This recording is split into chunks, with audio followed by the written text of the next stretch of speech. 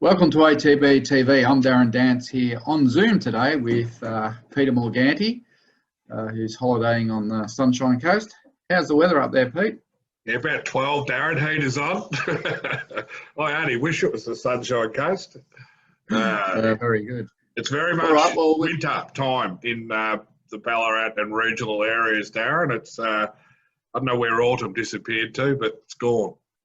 Someone switched it off. Yeah. All right, well, let's go through the runners. We've got a lot of runners coming up over the weekend, a big weekend for ATB and their connections. So let's go through last week's runners and then we'll get into this weekend. Yep. We'll go back to Caulfield. We had South Pacific second up over 2,400. He ran 50, actually ran home pretty well, but he was a long way back during the run. Took ages to even tack on, but he did run home strongly. I thought it was an outstanding run. Yeah, really good. It looks like he's back in form. I think it was a pretty good trial for a Warrnambool Cup, which is where he's going. And yeah, it was just nice to see him attacking the line the way he did. He was back and he was wide, and probably just when he needed to go straight, he just lugged in a little bit. Probably cost him a place, but I thought all in all, it was a very good run. Yep, I agree. Love having their horses about third or fourth up to peak, don't they, in these staying races, should I say, the Mar camp. So he'll probably head there, maybe one more run before it, but May ain't too far away. We're about probably 3 weeks yesterday from the Cup. Hamilton went for a drive down the Glenelg Highway, down to I reckon it's cold here today. It was cold last Sunday. We had 4 runners. We did have a winner. We'll kick off with her, Sunbird. It was a tiny little win. She had to come from last, round them up, and did it in style. Yeah, in the run, I'm thinking, no, this thing's not going to win. It was, I think, $2.40, $2.60 chance. Yeah, it was back out the rear, and he just made his run around him, and she won running away. She was too good for those in the 0 to 58. Yeah, pretty moderate race, but we'll take the win. And she's been in good form this prep, so there's probably another 58 win in her. And then we'll set her up to 64 grade and just see where she fits in, and that'll determine her future. But no, all in all, I thought it was a very good run and a very strong win. She was dominant on the day. Yeah, to do that third up, you'd hope there's another couple of good runs in her. So, and like you said, we can still stick to the 58s, which helps. I'll go to the next best run, which was unassailable, very similar in the way the race unfolded, but we're used to seeing her up front, but I think in a positive way, even though we probably should have won, it wasn't bad to see her run on from well back. Yeah, well, that's exactly right. She should have won. She missed the start. She was out the back. She had to come super wide, and just couldn't pick him up in the straight, but she was hitting the line. So I think we learned a little bit more about her, that she's not one-dimensional. She doesn't have to lead or go forward or sit outside the leader. She can sort of settle midfield probably and run on. But there was no doubt she should have picked that race up, and it's annoying, especially when you got the run and double going. But anyway, look, her chance will come. Pat's done a pretty good job with her. She's been in racing for quite some time. You know, we're going to push on with her until the tracks get really wet, and then you know, we'll put her out and then bring her back for the summertime, I think. But no, she's racing in good form, and another win's just around the corner for her. Very resilient filly. Intense, very wayward. Gelding, he had his. We backed up, third run for us, ran fourth. I thought he ran third on the line, but we were just beyond the line. And it was a good effort from well back, but gee, still very green. And he needs a big track and a bit more distance too. Looks like a big giraffe. 17 hands, and he's all over the joint. I know he's still learning how to go the Victorian way of going, but gee, he's raw and green and probably a bit dumb as well. But yeah, you forget he's only a 3-year-old, so he's still learning his trade. He's a staying type. Yeah. And, you know, I was pleased to hear that, you know, we'll get him on a big flat track and get him out in distance. And, you know, he won't be far off winning next start. on the right track, you know. But he's just got to learn. I don't know whether he needs to find the rail or he just needs a horse on the inside of him. But when he kind of ends up in a spot where he's on his own, he's all over the shop. But he got to the line well, just indicating that he probably needs more ground. Yep, no, I agree. We had Periscope kick off in a mile 58. He travelled beautifully in the run, and you know, post race his action was great. He just got tired the last 200, and Pat predicted that. We didn't really go to the trials with him because the 800 and 1000s don't serve him much purpose. Straight to the races, and he'll take a heap of benefit out of the 7th. Probably only beaten around 5 lengths. It was a great return, I thought. Cheeky little run. I don't think he's ever started under 2000 in his life. So that was a great kick-off first up for him. And, yeah, he was cheeky there. He was up punching away and to the 200, and then he stopped like he was shot, really, because he ran out of petrol. But, no, it was a good run, good return, and he's in for a good prep. And he's in at the right time now because he can run right through the winter and plenty of those same-type races, and he's going to be... Yeah, we had cheeky little Tommy Ryan, the Irishman, on the Flying Irishman. He's riding all the jumps winners, and he's one jump stocky that looks like a normal jockey, if that makes sense. He's only about 5'4". Hold on. When was Naracoorte, Darren? Wednesday. We had 2 runners. We'll start off with 64th Street. She ran second after being pestered by a first starter, which I reckon if she could have crossed it, she probably nearly wins the race. She's beaten 2 lengths. Yeah, well, 1100 was too short. We know she needs 1200, but there was just no 1200 available. So we had to go there to the 1100.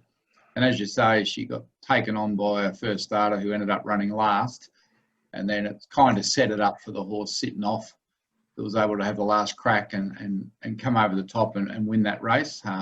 Look, I know it's Naracoorte maiden, but who knows, the winner might be all right. But it just shows you that it's hard to win a race anywhere. Her job is to win a maiden and then maybe one more run and then be sent for stud. That was a whole strategic idea of buying that mare, who's a full Group 1 winner. But she's had 2 starts for us, for I think a third and a second. So, you know, you think now, as I said to Pat this morning, let's just keep her in that grade, stay away from the temptation to go into the carnival and just find at Warrnambool and just find a weak maiden and just tick that off, and then we can move on. Yep. Later in the day, probably the horse we were all hoping and thought could win, Madam Mischief. You could sort of sense halfway through the race she just wasn't travelling like she normally does, and she was gone quickly on the home turn. Now, whether she half choked up, scopes have cleared her of any sort of structural damage or any sort of virus coming on, so she might have just flipped the pallet or whatever, but she was gone at 300 from home. Never travelled a yard for the whole race. The jockey was always at her. And on the 400, at the 400, you could just see she dropped back through the field, and then the jock just sat up on her for the last 300, which made it look worse, obviously. But when you can't win, there's no point knocking them around. Been in work for a long time, done a good job. Probably just needs a spell, and that's what we'll do. She's probably a filly that only needs, a month, and she comes back. She's been good though. Found another win out of her, and we've probably showed that she is competitive in the right races, midweek grade in town. So earned a little break, and we can kick on with her again. So that's it, Darren. A winner, couple of placings, couple of horses early in their prep that ran okay. South Pacific probably heading the right way, and obviously Madam Mischief was probably the one that was disappointing, but earns a little break.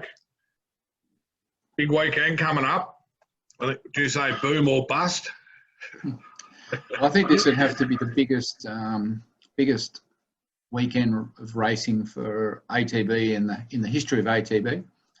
We've got runners in Group 1s and Group 3s and in very valuable Vobis races. So, there's a lot to talk about. These are our big guns, I guess. These are the ones that, We all race horses dreaming that we can get a horse into these stakes races, and we've got some really exciting horses here that hopefully can get the job done and fly the flag for the next year or two.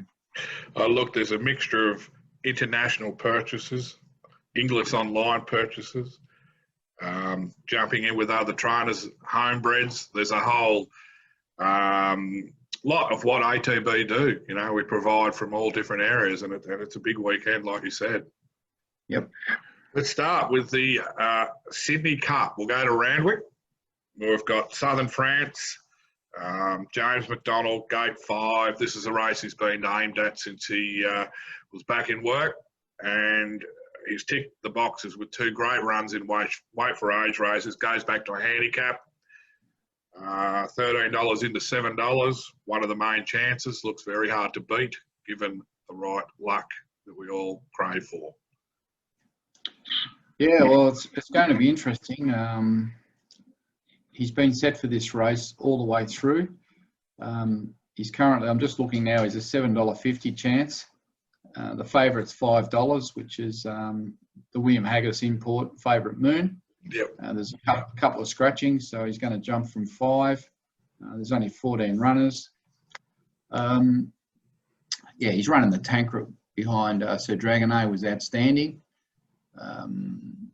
Looking at some of the ratings on the internet, they were saying if he runs to race, if he runs to that same rating in Sydney Cup. So based on those ratings, I assume that's why he's come $13 into $7.50, because his run was super in the tanker at weight for age. So he goes into this race in great order. You know, he's going to be in the top 3, I think, as long as he runs the distance, as long as the pattern suits. I think the track's a good 4, so it's going to have no fire in it. And, you know, he's there to win. And James McDonald goes on.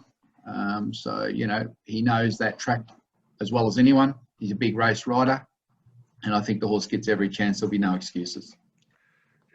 You'd think McDonald would have had the choice of probably half a dozen rides in the race. So hopefully it all aligns, Darren. It's 1.16 million to the winner.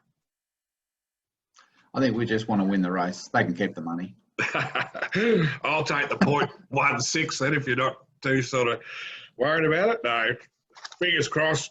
Like, obviously it's been a when did he come out for the Cup in 19, was it? 2019, we won the zipping. So patient owners, hopefully the reward's waiting at about 4 o'clock Saturday afternoon. Also at Caulfield, we've got a nice team there. I'll go to Capriccio first. Obviously, she had the barrier mishap, has since been back to the trials. Barrier blanket on, cleared to run. Daniel didn't know which way to go, whether he went to Adelaide or to Caulfield. He just thought with all that hiccup and travelling around and to the trials and just a little bit of a mix-up with her preparation, that Caulfield was the safest bet. We drew barrier 1, which I don't think it's ideal for her. Daniel Moore on, but she's $11 chance in the Vobis Dash. Yeah, she's probably over the odds, really. You know, it's pretty smart filly. She only had 4 starts for 2 wins. She's already won over 300,000. This looks an ideal race. Yeah, barrier 1's probably my least favourite gate. In some ways, I'd rather draw 14, but anyway, she's going to have to make her own luck from there, and she's going to have to ride his own race on her. Look, she's a brilliant filly. She's got well above average. You know, she's going to win black type races. If she gets a clear crack at them, she'll probably put them away. But the question is whether she gets that clear crack at them or not, or whether she gets interfered and held up with. They go hard there over that 1100. It's the Oakley Plate distance, so they'll go hard. You know, it's just going to be interesting to see where she ends up in the run, and whether she gets that clear crack to get over the top of them. But if she gets, you know, the right navigation, you know, she can win at odds. But she's over the odds. She's a great place bet, and you should be having something on her. Yeah, agree. And obviously homebred out of stakes winning mare L'Espresso.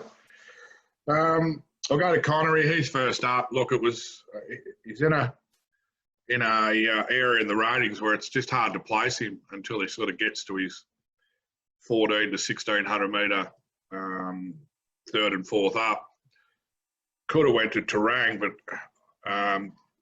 the benchmark 78 I think was only 1200, and the benchmark 70 was 1400, where he would have had to carry 62 kilos. Little horse that's had a few issues. Archie's chosen this race. He's $60 for a reason. He's sort of never really performed first up. I think earlier in his career he might have placed. I think he won off a freshen up in May a couple of years ago, but probably May's the target. Get this race out of the road, and then look for something in about 3 weeks' time. Yeah, and he's drawn horrible in 15 too. So, look, this is a first up run. It's a run we have to have. His second up form, he's finished top 3 5 times out of 6 goes. Yeah. His second up run's going to be a Warrnambool, so I think we'll keep our powder dry. Hopefully, it just runs a nice race, hits the line, finishes off. He won't be far away, this horse, because he never is far away. His form's always really consistent. He tries really hard, and he tries, above his fitness levels and his ability. So he's just a tough, nuggety horse. He'll run super. Declan will give him a good ride, and he won't be far away. But I'll be waiting till he's second up at Warrnambool, and he's won at Warrnambool before, and he'll do it again, I think. Yeah, no, I agree. If he beats half the field home, 3 or 4 off the winner, it's a big tick. Literary Magnets, the other runner. Matty Williams trained in the almost $1 million showdown, 950,000. It's big money, isn't it, for a restricted race? Obviously, the Vobis race. Drawn 10, Dee Yendall stays on. She was a really good winner in her maiden at Warrnambool. I know Sadler's got the favourite that goes pretty good, but gee, she's even luck. She's going to be the roundabout looking at the field. It's going to be interesting. She was brilliant at Warrnambool, and a lot's been said about the way she rated in that race and the way she's come through that race, the fact that she's actually improved. The 1200 should suit. She's $7. I think she'll start shorter than that. She's currently third favourite behind Starry Legend and Finance Tycoon. They look, Narcoded, that's the Cummings horse. That's probably the sneaky one. 390, barrier 12. So, yeah, it's going to be interesting, this race. She's got well above average ability. Starry Legend, I think, is a query over the 1200. I know it's had 2 starts for 2 wins, but I think it's a little query at the 1200. It was stopping last start on the line. Our horse running away. We don't know how good this filly is yet, so we just don't know. She's currently untapped, 1 start, 1 win, and she goes into this super race. I mean, a 2-year-old race worth 950,000. I mean, you can go to Adelaide and run the Group 3, and you're running for 150. So it's just madness. The money, it's just madness. But I'm glad we're involved. I'm glad we got involved with this filly with Matty Williams, and the owners are on the ride of their life. And even if she runs top 3, she's going to pick up more money than she would have in a stakes race. So good luck to all the connections. There's a lot involved, and she's an exciting filly. Which is, as I said, she's untapped, and we just don't know where she's going to get to. But we'll get a better idea after she faces up against those horses. But she's there, $7. Yeah, she's a massive chance. And the Godolphin horse Arcade is probably the hardest to beat, because they're just winning everything, Godolphin, at the moment. Their young horses are flying, but we might just have one here out of the box. Yeah, no, I agree. Interesting listening to Sadler. He said he's looked the winner at the 200, but he said, I'll be holding my breath for the next 200. Interestingly, he had that horse in the paddock. Didn't think he was eligible. But it was when Zoustar stood in Victoria. I think Greg Carpenter might have alerted him, so he quickly got it out of the paddock. Good on you, Greg. Thanks a lot. Quickly got it out of the paddock and back into training. So they're the 3 Caulfield runners. Same day, we'll head west. We'll go to South Australia. We've got 2 runners, both in the Aurora Stakes, Group 3 mile race for fillies. 1,800 metre race for 3-year-old fillies. We'll start with Steinem, the regally bred Steinem, who's drawn, I think she comes from 16. $2 favourite or roundabout. Been brilliant at her 2 wins. This is obviously a step up again, but Jai McNeil's probably given up a full book in Sydney to stay with her. He doesn't want to get off her, does he? No. She's $1.95 on the TAB. It's unusual to see a horse that's going to jump out of the widest gate, which is probably going to be 16, or yeah, probably 16. Yeah. To be $1.95. That's how well she rated in that Sandown win. So she's 2 for 2. She's trying to make it 3 for 3. It's a Group 3. It's a filly we bred and sold at the Easter sale, and Karen Marr and David Eustace bought her, and we went back into her, as did a couple of the breeders, and it looks like a pretty smart decision right at the minute. Real good. But look, they'll ride her quiet there, and you know, she'll be hitting the line. So I guess she just needs clear air, and you know, she needs to reproduce what she did at Sandown last start. But having said that, I'm sort of not 100% disappointed that she's drawn wide. I think it would have been a disaster if she had drawn in, because they would all know that her colours, and they'd all be, there's no way they'd be letting her out if she was looking for a run at the 600. So at least by drawing wide, Jai can just sort of sit back. I don't care if she's 3 or 4 wide with cover. And then he can just peel her out into the middle of the track and turn the turbo booster on and see if she's got it there on that day. But she's a pretty exciting filly. And I think, you know, she's obviously got a big future ahead of her. If she wins this, she may go to the Oaks. I don't really know if she's bred to run 2,000 plus, but I guess we'll get her. The way she won over a mile the other day, you'd think she would. So yeah, this is a good race, perfect race for her. Sometimes you get a horse that, you know, you get them in and you take them to the races, and everything just seems to fall into place, where the right races just seem to come along at the right time. And then you get other horses where you just can't find a race, or the race is on the wrong week and you're on the wrong leg all the time. But this has just worked out really well. She's a very exciting filly. We've had emails from Juddmonte, where Frankel stands in the UK. We've had emails from the stud farm over in England, where the mare was put in foal to Frankel. We've had emails from Ireland, so the whole world's watching her. So, you know, I've had emails saying she could be the best Frankel to race in Australia. I hope they're right. And good luck to all the connections. Some of our breeders, some of our clients, some of Kara Marr's clients, and you know, she runs in those famous colours. Probably those colours would have multiple runners going around most days. And Francis Cook is one of the biggest owners in the country, and puts in a lot of money. So good luck to him and to all the owners. And a number are making the trip over. So we won't be this weekend, but she gets to the Oaks, I might have to sneak over. Over the border. Obviously, there's a bit of a story about the younger sibling that Michelle Payne's got, which is currently spelling at the moment. Yeah, she's got the full brother that went through Easter and made $500,000. So it'll probably race in the spring now by the sounds of it. But I know I won a trial at Cranbourne, and the horse that ran second came out 1 by 6 at the Valley. So she's excited about that colt, Sir Lick, and she's very excited about Steinem as well. So I'm excited, and I think the whole team's excited to have Ty Noon down the paddock, and to have a nice Piero on the ground out of her for next year. And you know, we've got to weigh up where we send the mare this year. But no, there's a lot to look forward to in that whole little project. Yeah, and look, just obviously that same race, we've got Raise the Colours, who's a progressive little staying filly with Paul Prushka, who's done very little wrong in her 3 starts. It's hard to see her measuring up to Steinem at this stage. She's got a run as an emergency. Paul's been right from her Bendigo win keen to get her to these races. Now, he obviously has an opinion of her. So we're heading over there. It's a bit of a throw at the stumps, but he expects her to run well. Where well means she fits in. At least we get to see her at 1,800. You know, raise the flags. They're going to get better as they get out and trip. Yeah, she's been good so far. Moonee Valley last start. She wasn't disgraced. Probably didn't really have the best of runs and probably wasn't really suited by the Valley either. So she'd be better suited to Mollifordville.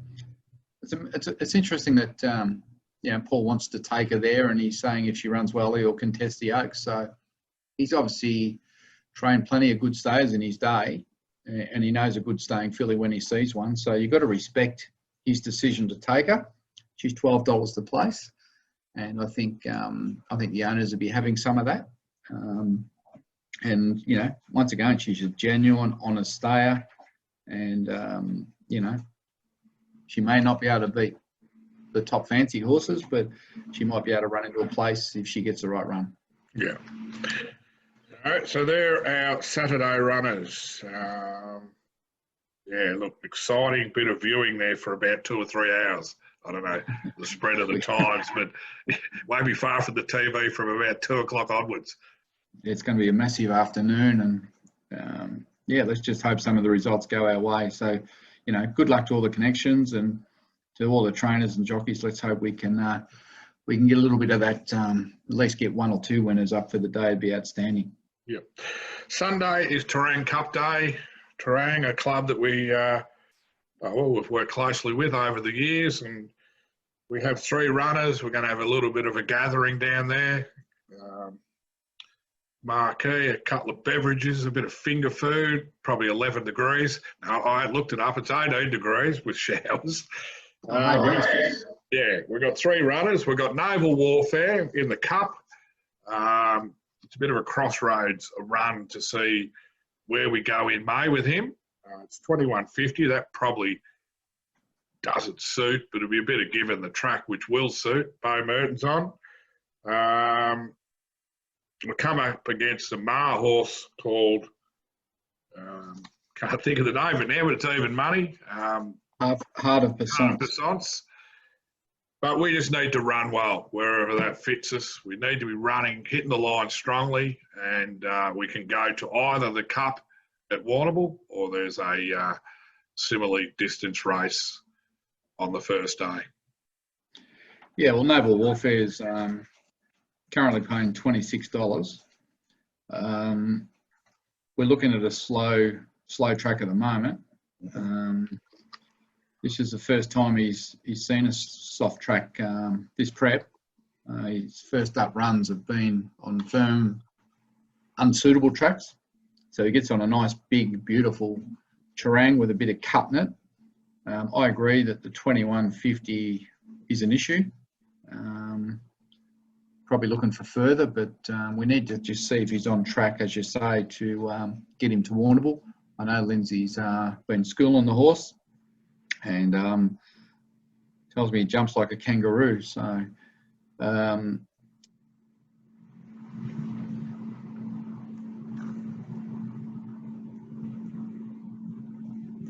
we didn't expect to see Heart of Passance in that race, but it's a pretty smart horse. Show us he's got him right, and he can be within 3 lengths of the winners.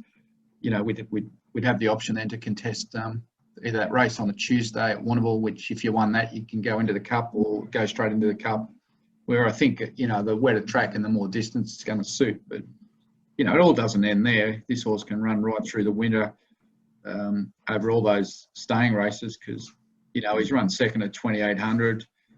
He's got good 2,400 metre form, and, he's even had a crack at a 2-mile race. So, these races might be a little bit short. We did buy him to run in the Warrnambool Cup. That was why we bought the horse. But just the prep so far with the 3 starts really hasn't gone to plan. But Lindsay's a pretty smart trainer, and if anyone's going to get him to switch on, he's the bloke that'll do it. I remember a couple of examples. I think we had Falago similarly going back a few years ago, and we ended up pinching one of those Flemington races. And we also had Yogi in the Terang Cup, believe it or not, going back prior to him running. He got lipped out of the Warrnambool Cup at the next start. So it's certainly a race and I think Lindsay won the race last year before Too Close the Sun actually won the Cup. So it's a nice lead-up race, and like you said, if he can be close to him, we can head to Warrnambool. Serious Deals in the 64-mile. He's second up. Thomas Stockdale from gate 12. The barrier doesn't worry me too much. You get a good run there, and he's a horse that'll put himself close to the speed rather than back. He's just an honest horse that you expect him to run honestly again, whether that's winning second, third, or fourth. He won't be far away. He's got an amazing record. He's had 22 starts for 10 placings. A lot of force. When you look at his form, you know, second, third, first, second, fourth, third, fourth. He's, you know, he never runs a bad race. He's $11, $3.40 to place. Horse like that, you've got to have something to place on him. I thought his Werribee run was really good first up in the 58. He just got a little bit tired late, but, you know, he didn't get beat that far, 1.5 lengths. And Thomas Stockdale goes on. Trang track will suit. He'll have every chance. He gets a bit of cut in the ground, which he likes. He's no doubt he's improved off that first up run. I think he's going better this prep than he's gone his whole career. The breeds seem to get better with age. And I expect him at $11 to run a cheeky each-way race. Obviously, Archie Alexander's got the key to the race with the favourite, Dirt on Harry, which is 2 for 2. So it's a bit of a boom horse. Won pretty well at Pakenham last time out. So, you know, I don't know if we can beat the favourite. Even Lindsay's horse, National Guard, goes pretty well as, you know, over the distance. So, but our horse is honest, consistent, and he'll have his fans there on the day, and he'll run a nice race. It is a strong 64. There's no doubt about that. Dandy Classic, talk about $11 chances. She's in the maiden. I love the fact the big tracking out to 1850. We just hopefully can just see just a little bit more from her. Stall was just, it just didn't work out. She drew low, got shuffled back, was all over by the time she got into the home straight, but she ran on okay. Big track at extra 250 metres. Harry Coffey on, $11 each way. I don't think she'll be far away. And Harry actually rides Raise the Colours too in Adelaide. I did mention that earlier. Okay, well, yeah, Dandy Classic. Been waiting for this distance, 1850.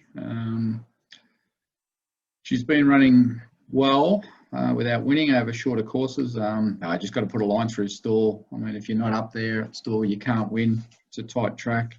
She wasn't suited by it. She couldn't get into a rhythm, couldn't relax and breathe. So did well to run where she did, but she was strong enough to the line. I think it's D-Day for her. She needs to show us that, you know, on this big track with a bit of give in it, over 1850, she needs to show us that she's going to pay away and be a nice horse. So once again, you know, we've come up against a couple of smarty.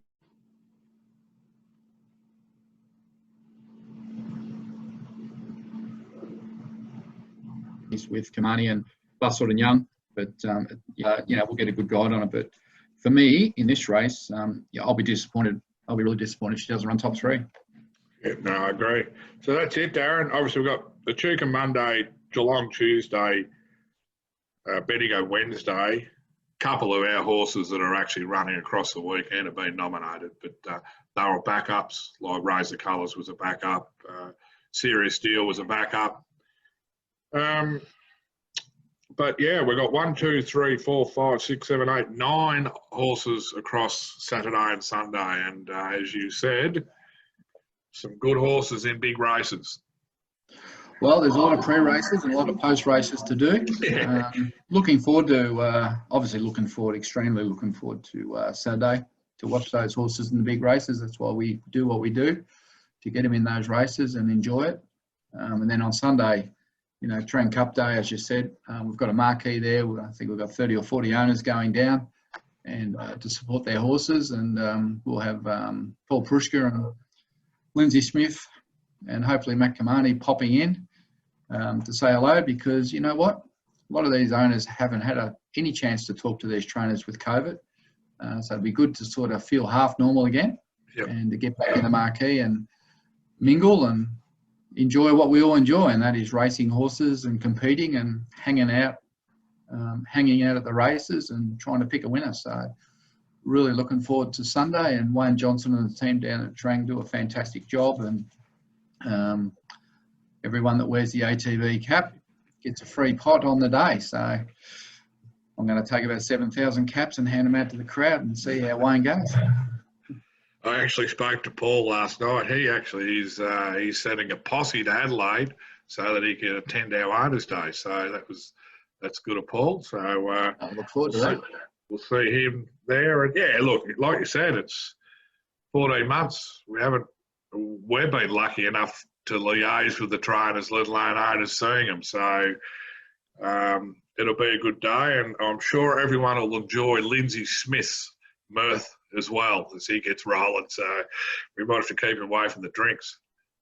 I'm sure there'll be a few owners down there that by the time Lindsay Smith's finished with them, will they'll come away with another share and a horse. Yeah, good salesman. That's it, Darren. Looking forward to it. Looking forward to a great weekend. Let's hope we're next week when we're on air, we're talking positively about a number of those horses. And good luck to all the connections and all the followers. They're all there to try and win, so don't be scared to have a lash. Exactly. Get hold of those corporate bookmakers and sort them out. That's it. All right. Well, wind her up, and we'll be back next week.